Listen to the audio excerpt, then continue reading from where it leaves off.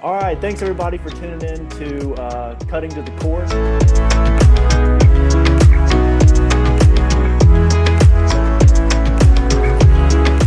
And for the debut episode of Cutting to the Core, I'm Keith Seth, and today I've got my good friend Skylar Petersen on with me. This is the first episode, obviously, but going forward, we're going to have more episodes talking about other things, cutting to the core of some issues, and having some really good conversations. Today, we're going to be talking about addiction, living through it, living with it, living around it, and getting past it. And Skylar is a good friend of mine that I met when I was serving a mission in Los Angeles. And just like me, he's got a history of addiction as well.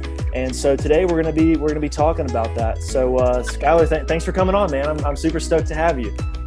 Yeah, definitely, man. I'm pumped to be upon this interview and just talking about addiction, talking about recovery. You know, it's such a needed topic to talk about, and sometimes I feel like, you know, we could dismiss it. You know, so man, I'm pumped. It's good to see you, man. I'm excited. Yeah, man. So, well, this is gonna be great. So let's just kind of jump right into it. I know that, you know, on my Instagram, I was asking, I'm not sure if you saw, but I'd asked, you know, for people to submit topics actually that they would like to hear talked about on the podcast. And this was after, like, you know, I had already decided this is what I wanted for my first episode, and then I wanted you to be the debut guest. And the first two responses were addiction recovery. And, no way. Yeah, the very first two actually. And so I was like, all right, it's meant to be, man. It's a sign. Yeah. So to I guess to kind of get it started off, I guess before we hop into the discussion and everything, I think it'd be great if we both gave a little bit of background about ourselves. So I'm a recovered alcoholic, and I've been sober now for 5.5 years, and you know, lived with that for a number of years. I think for about 5 years as well. So I've been sober for as long as I was in it now, which is a nice shift in the balance, right? Yeah, definitely. So that's kind of my history with addiction. Yeah, definitely. You know, a little bit of background about myself was, man, believe it or not, I picked up, you know, my first hit of weed when I was about 10 years old. And at the age of 14, I know we'll go over more of it, but I was smoking weed every day. I'm 24 now.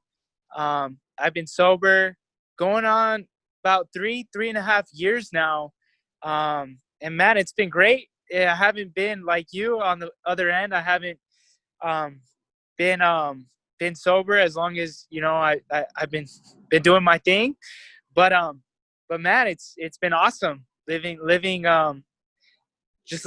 living life on a natural high, you know? Totally. Absolutely.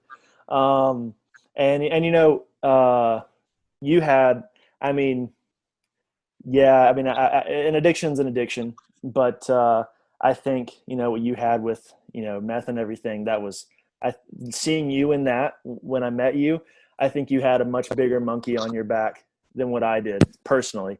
Yeah. But you know, I think one thing that a lot of light will be shed on today is no matter if you've been sober for a day, a week, a year, it's a win regardless. Yeah, definitely. So let's get right into it. So the first thing I want to cover is the life leading up to addiction. So really, most people, they know addiction as what they see when it is actually considered addiction, when the person has either admitted, hey, I'm an addict, or their loved ones say, you know what, you have a problem, you're addicted. Yeah. But there's not a lot of talk about what puts someone in that situation. You know, yeah, people's choices absolutely play a part into it. You know, like my choices played a part in me developing that alcohol addiction. I'm sure you could say the same thing, but there were absolutely outside influences, outside events along that road of my life. And I'm sure you could say the same. Yeah. That put me in that situation. And so I mean, I know a little bit about, your childhood, you're growing up, and the mess that you dealt with and saw from your adolescence and childhood. But I would say, I guess for you, I mean, what looking back on it, I guess, what would you say were like the red flags or maybe the warning signs now looking back in hindsight that you were headed down a road of addiction, of substance abuse, of independency? Well, now I can see it as, man, I loved and craved drugs. Just I just loved it. I loved doing it. I loved being a part of it. I loved hanging out with people. And now that I see it now, if I would have looked back from being the age I am now, oh man, I just knew that I would have been headed for destruction. But at that time, man, I'm just doing what everybody else is doing, right? I'm just Totally. being a part and just going with the flow, Having fun. Yeah, having fun, right? Living life. Yeah, absolutely. And it was similar for me. I mean,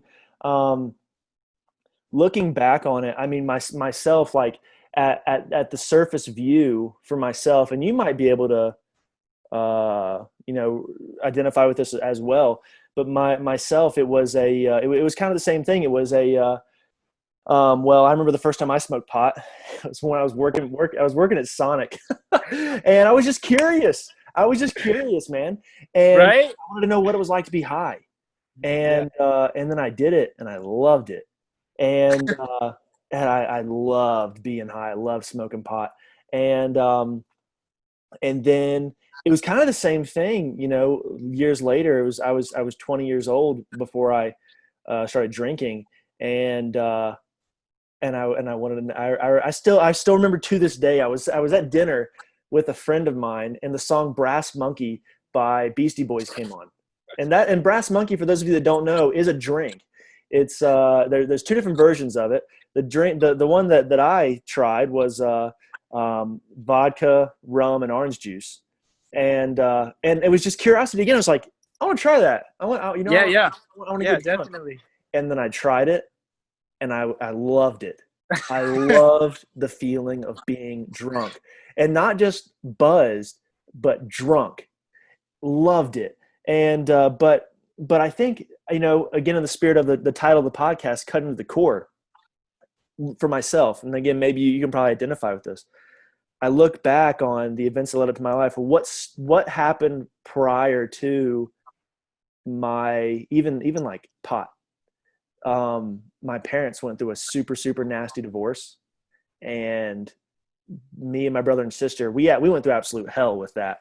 And the real thing of it was, and divorce is so common. It's so easy to dismiss it, but I don't think that we really see just how much damage can come out of it, how much wreckage that is left from it. But the best way that I've heard it described was by Stephen Jenkins from Third Eye Blind, when he's talking about his parents' divorce. And he's talking about his parents, he said, when they gave up on each other, I, at some level, gave up on myself. And there was this beautiful little boy who became lost in that moment. And even saying it now, like, I get chills because it just hits me so hard. I identify so strongly with it. But that's what happened. I gave up on myself 100%.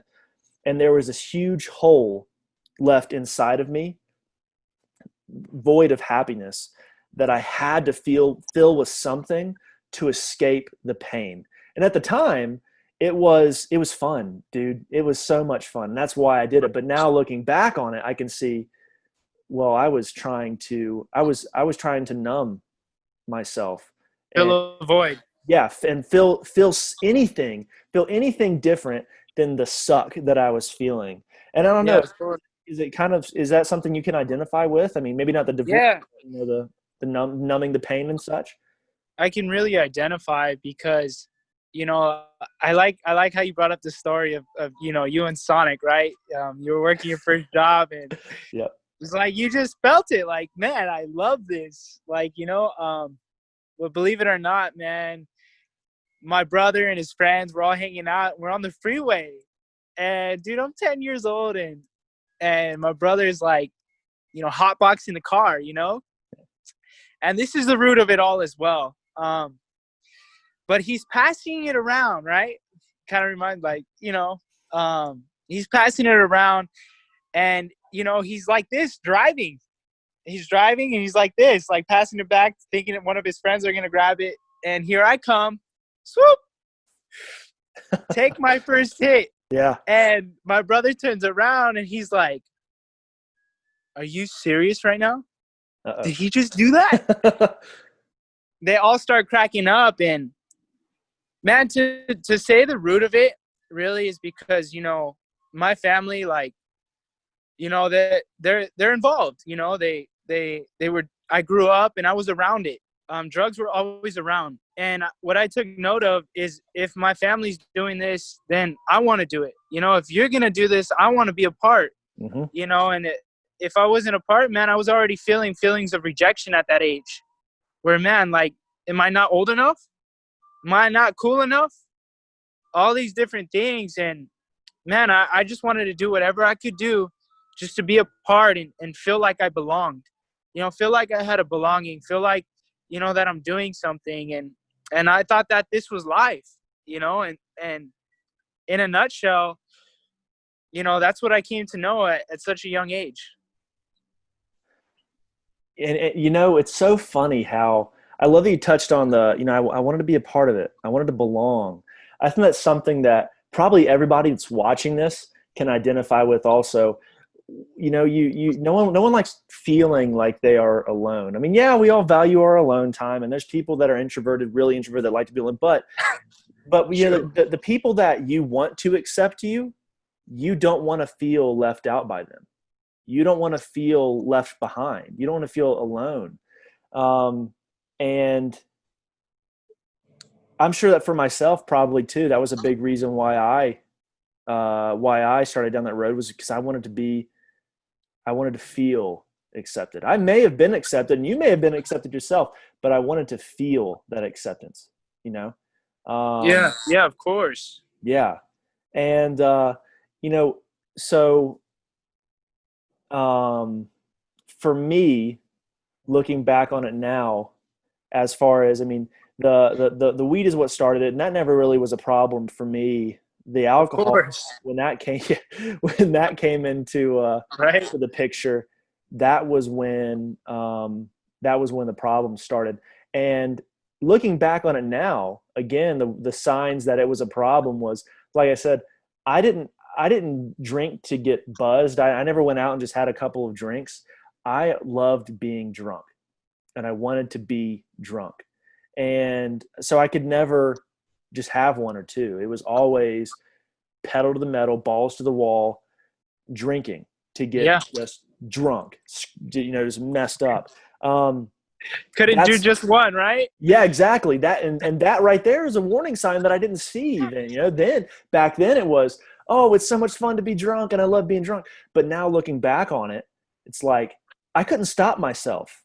I had to keep going until most times I blacked out, or until most times I was like, just out of my mind, drunk, Yeah, of course. Yeah. So that was a big warning sign for me, because I couldn't stop myself. I had to keep going until I was just out of my mind.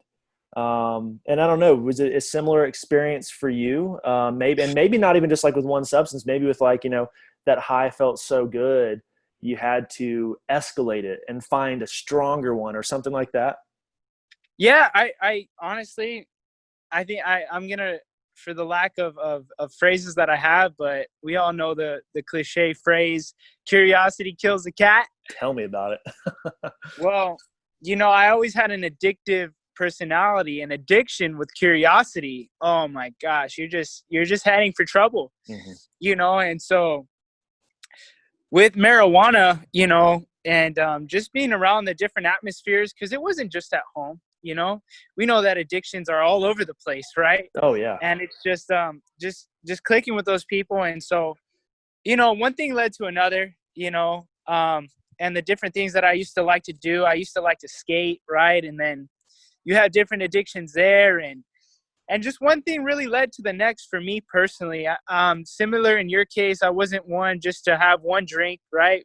One bowl, right? Um, one bag of dope, right? It wasn't enough for me. I had to keep my high going. I had to be high, if not all day. You know what I mean? I had to have something in my system. Yep. And it was just that dependency I had, and so I know as more as we go upon the topic, I started doing alcohol, marijuana. Then I got introduced to downers. Started doing pills. And even that in itself, snorting them, just getting that high, and whatever high I can experience, and if it was new, man, I'm all in it. I'm all for it. And so that wasn't a good attitude or mentality that I had. You know what I mean? Because I didn't know the damage that was going to come through my addictions. Totally. Absolutely, man. I totally get that. Well, that's let's move on to the next part. I mean, life during addiction. I think it's kind of a perfect segue. And again, what we're doing right now is kind of to help others have empathy for those who are addicted to something, whether they admit it or not. So for you, I mean, I definitely saw you during that time. What was, I mean, looking back on it now, and maybe even drawing back on your feelings from then. I mean, what was that like for you? Like living during the addiction, in the addiction. Living during the addiction, it just got worse. You know, at the age of 16, I was introduced to crystal meth at my birthday party at a friend's house. This was in the middle of the night, and I wasn't addicted overnight. Man, it took a couple weeks. It took a couple months before I was firmly addicted to crystal meth. And life in addiction wasn't pretty because everything began to deteriorate right before my eyes. I didn't know it. It was like I was being deceived, Hmm. you know. But before you know it, I lost all my relationships. I lost my relationship with my family. They wanted no part of me. I lost my relationships in school. I kept getting suspended, going from one school to a next, and before you know it, I'm graduating from juvenile hall. And then even my addictions at school, getting caught up, having a child at 17 years old, just life went down so quick, like a blink of an eye for me. Yeah. And I'm still young now, but man, I lost my family. I lost my friends. Um, I lost my dignity, my confidence. I didn't have no confidence unless I had something in me. And at the age of 18, I was homeless. But every time I picked up a bowl of meth and amphetamine at that time, because 18 was the time I was really firmly addicted. Again, I started at 16. 18, I was smoking methamphetamine every day. My depression kicked in every time I wasn't high, and I wanted to get higher. I wanted to feel good. I wanted to feel on top of the world. And I got introduced to needles. And before you know it, I was slamming dope, as a term that we say it in the world. About every day, man, I started slamming, and I was like, we all know it. We become in a dark place, and I didn't really understand what that meant. You think of a dark place, and you think of you know hell or something like that. Was Yeah. my perspective. But being in a dark place is losing everything you have. Hmm. You know, and not even knowing it. Not even knowing what you did have. You know, thinking the grass is greener on the other side. And it really wasn't. I just didn't water where I was at. But I really lost everything, and wasn't pretty. I remember times when my son was born, going to go see him and visit him, thinking I was in the right mind with a bag of dope and a syringe in my pocket. And I had a good head on my shoulders. People would take me in. People would give me the benefit of the doubt. but I would ruin it with my addiction. And I just didn't believe it. I thought I had it. I thought I could do it on dope. You know, I would see the many people that could function while on addiction. I wasn't one of those people, unfortunately. You know, I just wasn't one of those people. And so I was bouncing from house to house, family to family. Eventually, I ended up in a garage, you know, taking bird baths, you know, using the restroom. I remember at one point I was showering with a water hose. Oh, wow. And it just got bad, Yeah. you know, and I remember this coming to like a conclusion on that topic. From my point was that I wanted to get out at one point.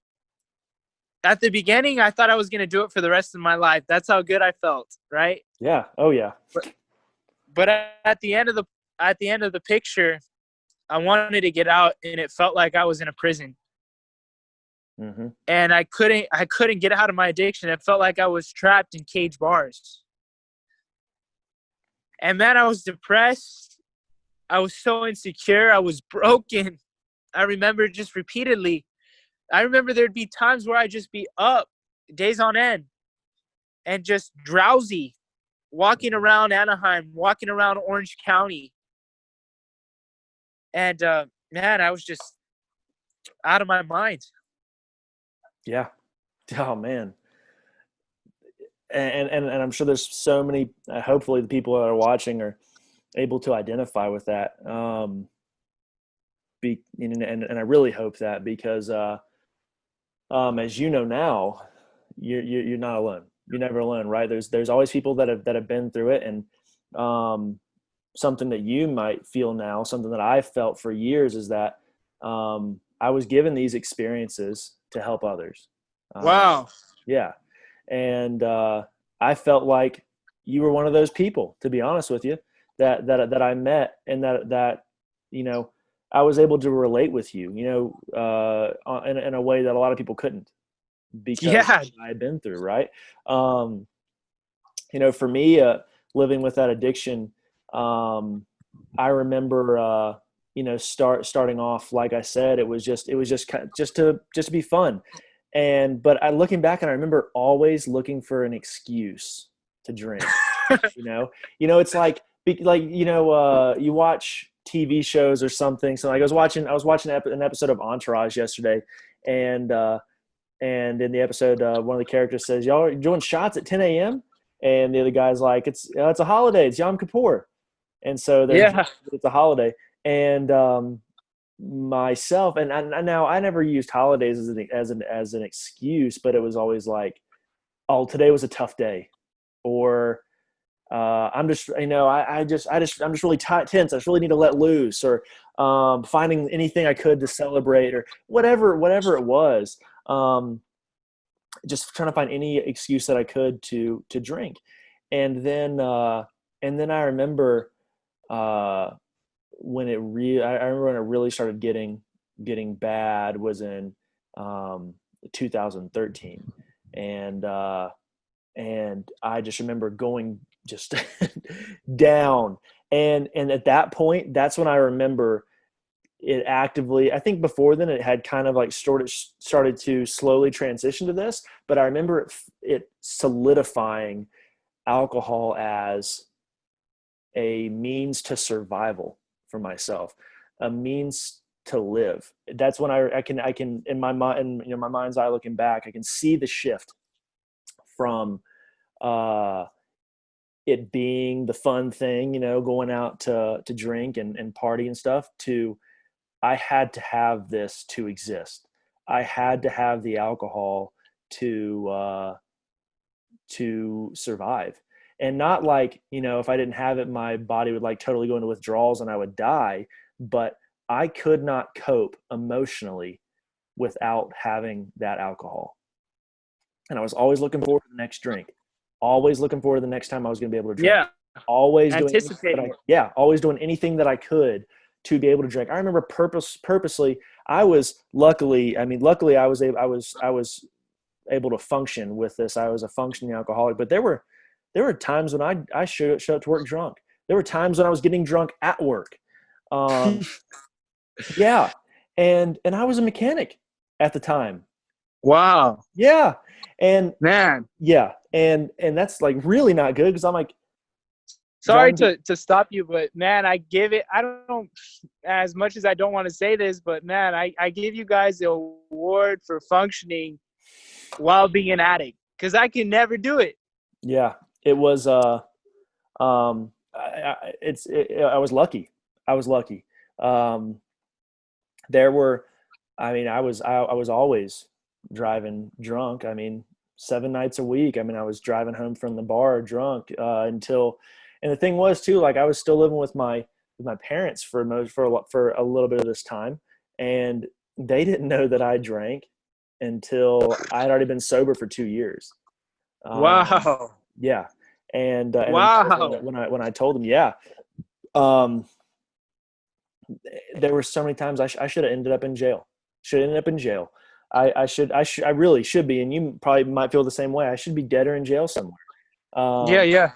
and uh, there were times when I purposely was overdrawing my checking account just to get alcohol. And every night I would come home, especially once I got my own place, I would come home from work every night, and I would get drunk. And I would get drunk and that was the goal. I would come home, and as soon as I walked through that door, before I even changed out of my work clothes and shower, I went to the refrigerator and I grabbed a beer. I went to the refrigerator and I made a drink. And then it even got to the point where um, every weekend. I mean, and the crazy part is I can remember most of this. I don't know how I can, but there was there for a while. Every Saturday night, me and a friend, we would uh, buy a 12-pack of Dos Equis and a bottle of Captain Morgan 100, Hello. and we drink all of it. And That's and a and, and, and that dose one right there. and that one night, and I remember one night I drove into a ditch because me and him had drank all of that, and for some reason we thought that we needed more alcohol, and so we were driving a bit more. I ended up in a ditch. Luckily nothing bad happened to my car, but Oh um, man. just like stupid stuff like that. And for me, it didn't really register with me that I had a problem until Yeah. I tried to stop, until I had just work to stop. That was when I realized, hey, this isn't just fun, and it hasn't been just fun for a while. Um, so yeah, it was looking back on it, like you said, it was a very, very dark place, a very dark time in my life. Um, and there was a lot of relationships that became strained. I had I had to be drunk to be feeling good. I had to be. And I couldn't I was not comfortable as well. I wasn't comfortable in my own skin without Now, having when you alcohol were in my system. going through, when you were sorry to, You're fine. when you were going when you were going through all that, right? Were you like what was your did you have a solution? Did you know the solution? Or were you still like, because me, right? I didn't understand. Real question. I didn't understand what the solution was or the solution was going to be. But did you have like a thought? Maybe I should do Um, this or no, I'll tell you what really got me to start thinking about living my life right. Was there was actually a missionary in my home ward, in my home congregation. And she was a female missionary, and I thought she was super, super pretty. And gotta get them somehow. that's how it starts. But I had this thought in my mind. I remember it, and I remember I remember having the thought one time, and it was clear as day. It said, "You will never get a woman like that living the way that you're living." And that hit me like a ton of bricks. And that's when the wheels kind of started turning, I guess.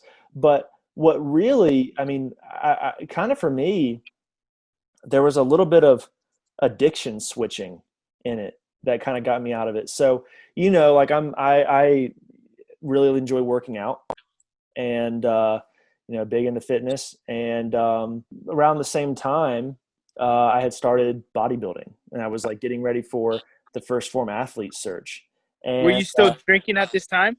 no, so I had like that's where the addiction switching comes in. I had like stopped and was only drinking on my cheat day, but I was totally addicted to this lifestyle of fitness where I had to have all of my meals at the same time every day. They had to be they all had to be the same thing. I had to be in the gym every day for the certain amount of time. I had to be asleep at the certain time every night. I could not miss any workouts. I could not miss any meals. I had to always drink my water. I mean, it was addiction switching. It went from as soon as I got off work making a drink to as soon as I got off work, I had to be in the gym. I had to be working out. But kind of along that journey, I went from drinking just on my cheat day to not at all. But still like living this obsessive lifestyle with fitness, which isn't healthy either. I mean, yeah, it's better, I guess, but it still wasn't healthy. You know what I mean? Yeah, I didn't mean to jump, you're fine. jump topics. No, dude, you're good. You're good. I mean, yeah, kind of, that kind of segues us in because the next topic is the road to recovery. The gym became my new addiction. Fitness became my new addiction.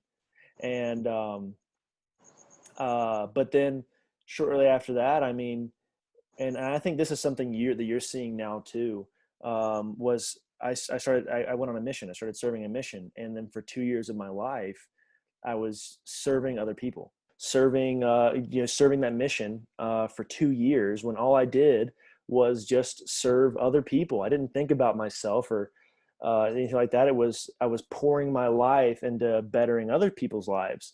And so Definitely. yeah. And so that really, I'll tell you, I think that is what made the recovery for, that first year definitely easier than probably what it would have been for sure. And I don't know, was it something something similar for you, or what for you? What was the? I mean, we can kind of dive deeper, cut to the core of the road recovery a little bit deeper, right? But what was it like for you? It didn't happen overnight. I could say that for sure. It never does. But in the same manner and aspect as you had mentioned about, the elder, the missionary, right? Growing up and being involved in the Mormon organization, the Mormon church, being baptized at a young age. This was the help that I thought, what I grew up to know, to believe, and so I would call up the missionaries, man. I would call them up. They'd be over at my house, here at my mom's house. And man, they would come and they would pray for me. They would come and do a blessing for me. And with all my heart, I believed that it worked. But it only worked for a night, or for the only time that they were here with me. And man, I felt like, cutting to the core, man, my addiction was deep, and I needed something more. I needed to take it to another level. Totally. Because, man, I took drugs to another level, and so I felt like in the same manner, something navigating towards recovery, I was going to have to take things and get involved in things to another level. And so eventually, from time to time, I would see missionaries that would come, they would help me. And then that time, that's why I asked, like, what did you feel like you knew what was right at the time? And for me, it was like, man, I'm just going to call up the missionaries whenever I could get the chance. And, that worked only for so long. And, I began to cry out. I remember looking up to the sky and just saying, man, if there's anybody out there, like, I need help, whatever I've done wrong, just cover it, whatever can happen. And Totally. Not only that, but, I would begin to reach out to my family, other family members, my Aunt Doris, my Aunt Mariana, and, man, just looking for ways and routes in which I could become recovered. Because like I said, man, it felt like I was in prison, and that was when my family really took me in on the opposite end. And man, I gave them a shot. They gave me a shot. And but before you know it, I was back into drugs. I was doing good for a minute, and before you know it, my life slipped up beneath me, and I was right back at it. And after that, I had tried like recovery homes, and it didn't work out for me. I would end up getting into a fight within 2 weeks, punching somebody in the face, and getting kicked out. And then before you know it, I was out on it again. And before you know it, I was in county jail, and I would go to churches in there, try to look for help, and nothing worked, man. Because by the time I got out, I was right back on it. I was so stuck on drugs, and before you know it, I got into something deep, Keith. I ended up stealing a car. And I remember that. And before you know it, within 5 minutes, I had 15 cop cars behind me. By the time I pulled over, I had guns drawn, dogs barking, helicopter on me. Oh, wow. And I'm walking towards the cops, really high on crystal meth. And I didn't hear them, but from what I'm hearing and going to court, that they told me that they were going to release the dog. And then within 5 seconds of getting pulled over, I had a dog on my arm and a big old pile of blood. Oh, wow. And next thing you know, I'm being tied up and thrown into an ambulance, went to the hospital. From the hospital, went to county, and I'm doing 3 months in jail, And I'm left with this scar. I don't know if you could see it. Oh, yeah, I can see it. But got a big old scar through my whole arm, and that was a big wake-up call for me. And I'm doing 3 months in county, and I don't mean to get too spiritual or anything like that, but no, that's fine. I was hearing this story that was talking about a man when he illustrated it like this. I love illustrations because I remember you, right? You would always say those cliche quotes, right? And I remember you saying something about it's not the mountain that gets you tired, but it's the pebble in your shoe. Yep. And so it was like, I know you're famous for those quotes, And so those things always really caught my attention. And this one night I'm in a Bible study, and they talk about this analogy of when a sheep leaves a pack, the shepherd goes and finds that sheep, and he breaks the arm, he breaks the leg. And I come into this Bible study with my arm like this, like, man, this has to be something supernatural, right? I think we're common with the phrase, you have to find a higher power. Yeah. Man, I found my higher power. And it was that encounter that I had. It clicked in my mind. But nothing was strong. I didn't have that substance. Like I said, I needed something deeper. And I come out, and again, man, my grandma lets me in, and I just destroy that relationship with my addiction, growing angry, growing frustrated, losing everything. And man, at that time I was taking 12 steps because I knew I needed a higher power. There had to be something more that could keep me. Yeah. And that didn't last, because right after each 12-step class, guess what I was doing before and after? Getting high. Yeah. Getting high. And but I had to come to a realization myself. Nobody could do it for me. And man, through the times I bumped my head on the wall so many times, to the times that man, I was tired of it. I was tired of living the life that I lived, and I had enough. And I cried up, and I said, look, if there's a God up there, you're the only one who could change me right now. You're the only one who could do it. And before you know it, this guy that invited me to church a week before had told me to hop in the car and head out. In a nutshell, I headed out. I felt the presence, right? I felt God. And but I was still out on drugs. And this guy, he told me, you need to get into recovery. But not just any type of recovery. You need like spiritual rehabilitation. And I thought to my mind, like, okay, like I'm still not for it. But I kept hitting my head on the wall. And before you know it, I was in a Christian rehab. and I was in a Christian rehab for about 14 months. And even then, in Christian rehab, I still had my naysayers. I still had people turning their backs on me. But this time was different. This time I wasn't in it for anybody else but for me. I wasn't in it for my son. I wasn't in it for the people that were helping me. I wasn't in it for my family. I was in it for me. Totally. And that's when life really began to change, and that's kind of my road to recovery. Awesome, man. That's awesome. One thing that I really think would be great for us to touch on is as a loved one, whether that's a Yeah. family member or a friend, when you have someone who's an addict, whether they have admitted it or not, and those are obviously two totally different situations. And, Skylar, if you disagree with this, totally say so. But I mean, personally, I think that if you have a loved one who is addicted to something and they have not admitted it, by telling them that they are, you're not going to do a whole lot of good. Yes. You're going to totally agree with you. in the exact opposite direction. And to Skylar's point in his road to recovery, he had to be the reason. It couldn't be for his son or for anybody else. It had to be Skylar. And the same for me and every other addict.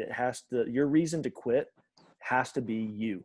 It has to be for your health. You have to do it for yourself, not for somebody else. And so really the best way to treat that situation is with patience and love and kindness. That's the best way to do it. And of course it kills you. It kills you to see somebody else that you love, going through that. It killed me, as Skylar's close friend when I was in LA, to see him in that state killed me. But I knew that I had no control over him. I knew that Skylar had his own process, and Skylar had to do it. That Keith couldn't do it for him. Skylar had to do it for himself. Yeah. And so you have to love that person. But as far as when you have that loved one that has owned up to their addiction, they have admitted that they're an addict, and they are trying to recover. They're actively trying to get clean.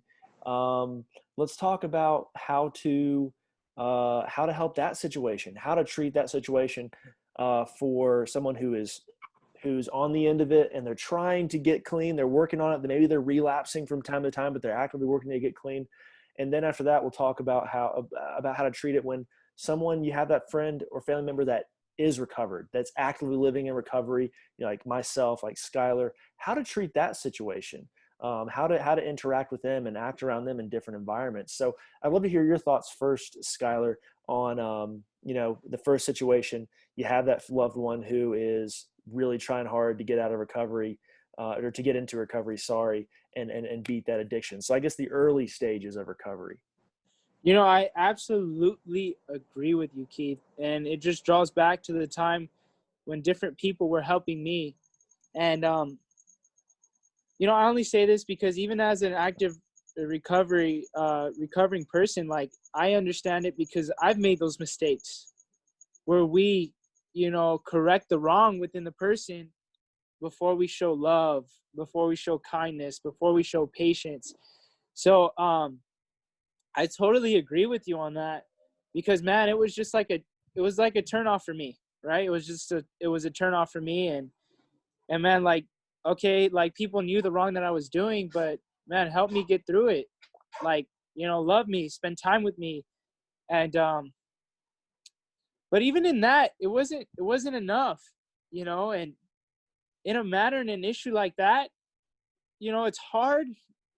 It's hard. It's so hard not to get personal when you're spending love, you're spending kindness, you're spending patience, and they're still doing wrong. It's hard to not take those things personal, but we as people have to just be able to do our part. And doing our part is just simply patience, kindness, love. I think you really hit it on the head. And, working with that person, but knowing that we're not going to be that person that brings about the change. The only thing that we could do is live our lives. I think what you said right there is really key, knowing that we are not the person who's going to bring about the change. you have to understand that no matter how much you love that other person, that they're the ones that have to change. I think the thing that helped me the most was, I had to actively seek out the friends that were um, that were living similar lifestyles, that were going to support me in my changes. And that doesn't mean that I found people that I was only friends with people that didn't drink. That meant that I was friends with people that weren't going to pressure me to drink. Friends with people that were that were going to support the changes that I was working to make. Um, and that for me is saying kind of similar as you. I would call the missionaries a lot to come over and hang out because I didn't have anybody else. The house that I lived in was the party house. On any given night, on the other side of my bedroom door, there was anything in the world that I could want. And it was really, really hard. And so having those friends, just being there for somebody. One thing that I do want to touch on though is kind of like things not to do.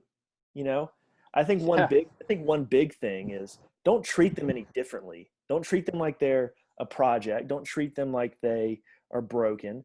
Treat them normally, right? But also, and I'll never ever forget this.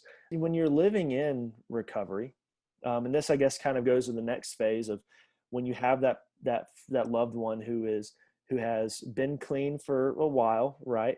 Even though like I haven't had a sip in 5.5 years, I still want to drink on an almost daily basis. Um, Of course. that's addiction, and I'll deal with that for the rest of my life. It's easier, much easier than what it used to be, but I still battle with it every day. Uh, Yeah. and But I'll never forget. It was in 2017. I was having a really strong urge to drink, and I called a friend of mine who I knew. He wasn't an alcoholic or recovered alcoholic, but he drank before, and I had heard him express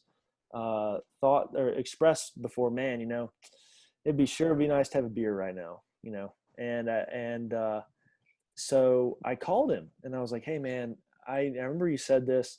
I just really, really want to drink right now, and I'm having a really hard time. And he just said, well, don't do it. Simple, huh? I'm like, thanks, dude. But and yeah, that it Big is words. simple, and like that's like all there is to it. Don't drink, Wow. but that's not what I needed to hear. That's not what, when your addict friend reached out to you and said, hey, I want to use, or I want to drink, or whatever it is, saying to them, well, don't do it. That's not what they need to hear, because there's some outside factor. Typically, if it's gotten to the point where they're reaching out to somebody, there's some outside factor that is um, that is causing that urge to be amplified. Um, Wow. so Getting to the root. yeah, exactly. Talk to them. Well, what's going on, man? Or what's going on? What's the problem? What's happening? What's going on in life? Because I've noticed, I have my barber is a really, really good friend of mine. He struggles with his own addictions, and he was, the end of last year was one of the darkest times of my life. I had some really, had a lot of heartbreak and a lot of, um, uh, just depression. And it was the first time in my life that I'd ever actually dealt with those emotions. I ever actually felt those things, and actually felt them, not just like drowned them in alcohol. And so it was super, super hard. Um, and I remember there's more than one time where I called him or would go to his shop on my lunch break or something. And we would just talk about what was going on, and he would Yeah. validate me, and he would empathize Listening. with me. Yeah, Yeah. listen. And uh and by the end of the conversation, I was good. I was fine. The urge might have still been there a little bit, but it was nowhere near as strong as what it was. And so Wow. that's the thing to do. The thing not to do is just be dismissive about it. You know what I mean? Um, and I mean, that's my perspective on the thing. But I mean, for Oh. you, with your experience of living as a recovered addict, what are some do's and don'ts for you from your perspective? And if you agree with everything I said, that's totally fine. But if you have anything different, I'd love to hear it. No, I totally agree with you. But there was one incident where, like, I'll never forget this. I went to the church, the Mormon church, and I'm high, loaded, you know, and I go there and I'm thinking I'm gonna get help, right? And instead of getting help, I'm sitting there in one of the offices and, man, having a good time. Everybody's listening to me. But then what happens is our bishop ends up calling the police. Wow. And before you know it, I'm getting, checked. I'm getting, like, all these different things. And, I just book it.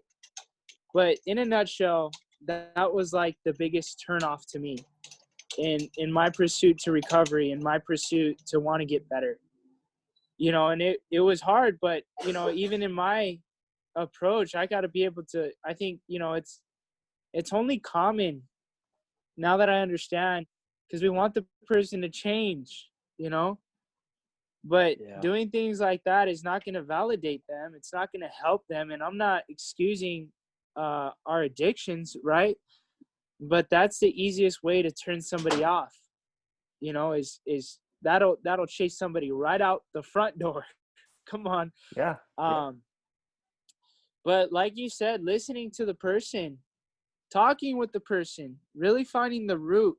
And if we do have anything to say, we encourage it, and it's not just an overnight thing, it might take a couple days, it might take a couple weeks, hey, it might take a couple years. Yeah, totally. Right? Absolutely. Keith, I remember you working with me and I didn't change till maybe a year and a half later. Mm-hmm. And it's things like that. Everybody's different. Everybody's different. And, man, I've only been 3 years healthy. That's awesome. Still, And, it might only be 3 years, but that's a huge win. yeah, definitely. And man, just the reward of that alone within somebody, it could, like I said, man, the biggest thing is just taking that time, But Keith, like, I'm no one to say that I haven't, when I've even helped people along in my recovery, I've done that. I've turned people off. We learned through our biggest mistakes, Yeah. At that time, I Oh, might yeah. have hated that bishop. I might have hated him every inch about him. But now I understand, now I understand. But the biggest thing is just talking with them, being patient with them, being open, finding that root, right? Yeah. Finding that common ground with the Cutting individual. to the core. Yeah, cutting to the core. Yeah. Sorry. Yeah, No, sorry. it's fine. It's fine. I just thought that was it was it was just funny that came up. We were yeah, cutting to the core. cutting to the core, right? Yep. I mean, that's how you fix a problem. You know what I mean? Like, it's easy to, I mean, it's if you're having a headache, it's easy to just dismiss it and say, oh, you're having a headache, but you could actually have a deeper rooted issue, right? It's really the same with everything. And, Can't judge a book by its cover. It's true. It's true. One thing I want to point out also is, while that loving someone doesn't just mean that you're always coddling them, you're always there for them, you're always showing them sympathy and things like that. Sometimes love means you have to hold boundaries. You have to do that. Sometimes loving someone is being firm with them. Now, am I advocating for Skylar's bishop calling the police on him in that situation? No, because I don't know the context, right? I don't know what really happened. But what I can say is there's a time and place for that. There's just like how there's a time and place to cry with somebody and to hold them. There's a time and place to be tough with somebody. And to hold them to a higher standard. And I'm sure that since then that bishop has probably learned a lot. Well, I hope he has, just like how you and I have, right? But I think one thing that's important to point out also is if you have a loved one that is an addict and you have mishandled a situation, that's okay. It's not. It's just like how if you're an addict and you're watching this and you relapse, that's okay. It's part of recovery. Yeah. Is it a step backwards? Yeah, it is. But it doesn't mean you're screwed. It doesn't mean that you're done. Disqualified. Exactly. Yeah. What that means is that you go at it better again the next day. Um, and the same thing for those of you that are trying to help your loved ones that are addicts. If you mess up, it's okay. They might not be as forgiving because when we're in an addicted state, we're definitely not in the right frame of mind. But it's okay. You can go at it again better again the next time, and you can show more love, or you can hold that boundary tighter. Whatever the case may be.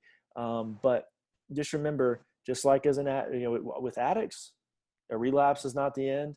With a sponsor or a supporter or a family member, friend, giving bad advice or doing the wrong thing is not the end either.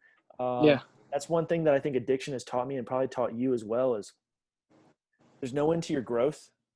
It's never like the end, right? You Yeah. can always continue to do better. That's one thing that studying the scriptures and things like that has really helped me to learn too. And now that we're kind of coming to the end of us here, I mean, I just want to thank you so much, Skylar, for Yeah. taking time to talk with us about me. I'm really excited for people to hear this. I think this has been a fantastic discussion that you and I have.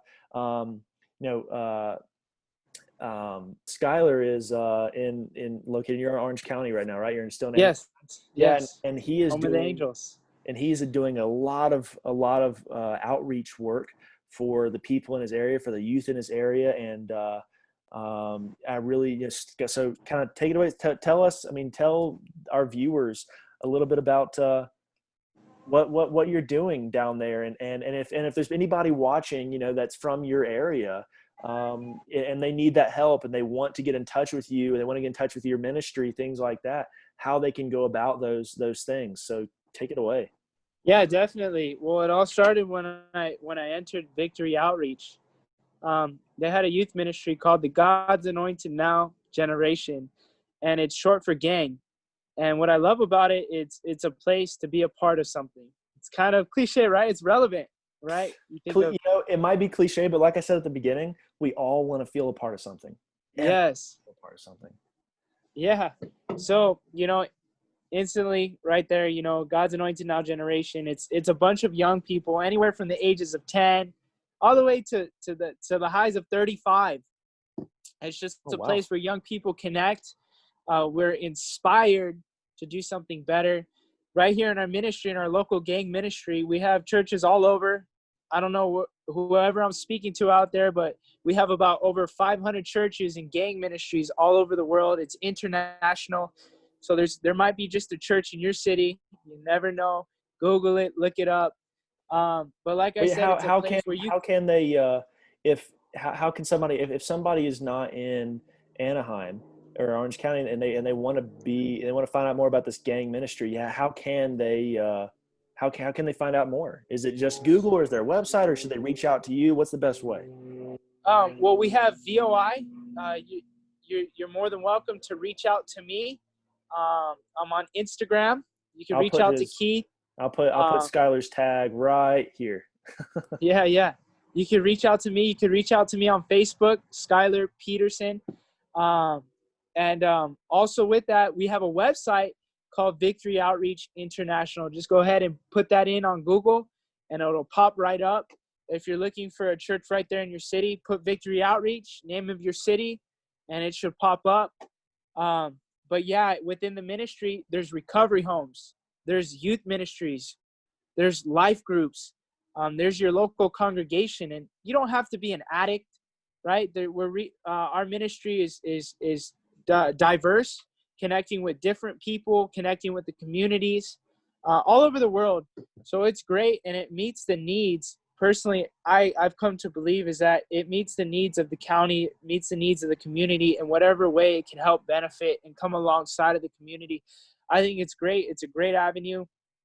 I went through the recovery home and now into the youth ministry, which is awesome because I not only get to receive, but I'm able to give back, and I'm able to transfer that addiction that I had for drugs and alcohol, now to people, now to the church, now to helping, now to serving, and finding my life in that. It's not always easy. It's not a rainbow, right? It's not No. the yellow brick road.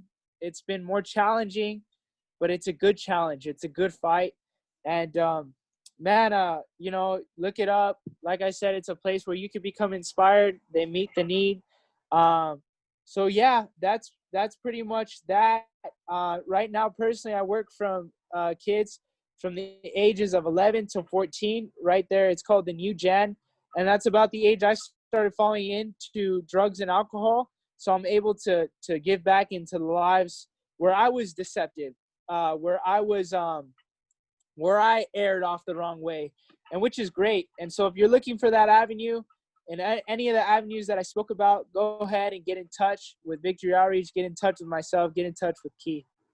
And I'll put the links to Skylar's organization in the description. And as well, I'll have our Instagram tags on here also.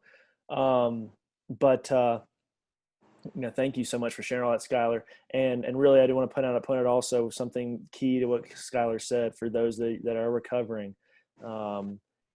Service, giving back, pay it forward. That is a huge that's a huge proponent to a successful recovery.